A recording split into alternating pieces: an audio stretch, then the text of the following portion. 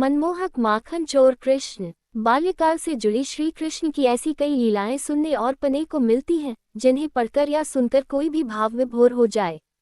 यह उनका जादू ही था कि उनकी शरारतों को देखने और फिर उन्हें क्षमा कर देने को लोग आतुर रहते थे। बाल्यकाल से जुड़ी कृष्ण की ऐसी कई लीलाएं सुनने और पढ़ने को मिलती हैं, जिन्हें पढ़कर या सुनकर कोई भी भाव विभोर हो जाए। यह उनका जादू ही था कि उनकी शरारतों को देखने और फिर उन्हें क्षमा कर देने को लोग आतुर रहते थे।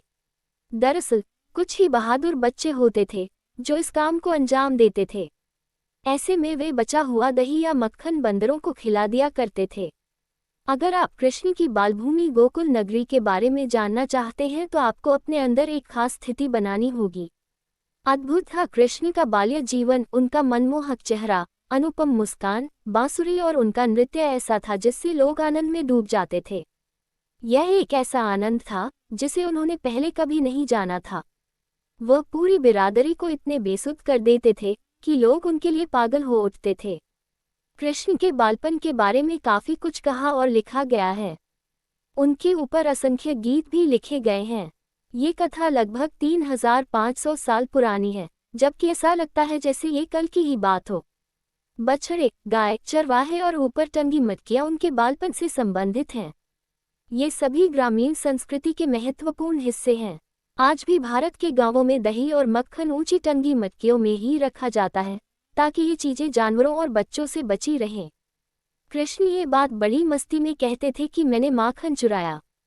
अगर मैं माखन नहीं चुराता तो गांव वालों को आनंद ही नहीं आता। कृष्ण और उनके मित्र दूसरे लोगों की छतों की खपरेल खोलकर उनके घर में घुस जाते थे। मटकी ऊंचाई पर टंगी होने के कारण वे एक दूसरे के कंधों पर पैर रखकर उस तक पहुंचते थे। अगर मटकी बहुत ऊंचाई पर होती थी तो वे पत्थर मारकर उसमें छेद कर देते थे। इससे उसमें रखा दही या मक्खन टपकने लगता था और वे उसके नीचे मुंह खोलकर खड़े हो जाते थे। कभी मटकी पूरी फूट जाती थी तो वे जमीन से उठाकर ही उसे जल्दी जल्दी खाना शुरू कर देते थे। वे इस मक्खन या दही को मित्रों के बीच बांट लेते थे, लेकिन फिर भी दही और मक्खन बच जाता था।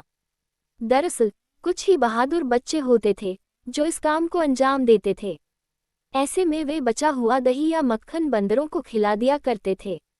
ये बहुत ही अस्वाभाविक सा लगता है, क्योंकि यह ऐसा है जैसे आपके फ्रिज पर पड़ोस के बच्चों ने धावा बोल दिया हो।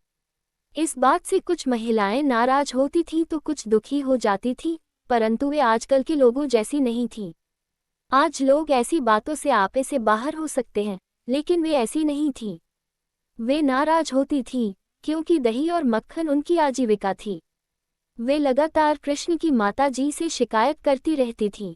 जब वे उनकी माता से शिकायत करने उनके घर पहुंचती थीं तो वे अपनी माता के पीछे छिप जाते थे और उन गोपियों की तरफ मासूम सी नजरों से देखने लगते थे, जिससे सब मुस्करा देती थीं।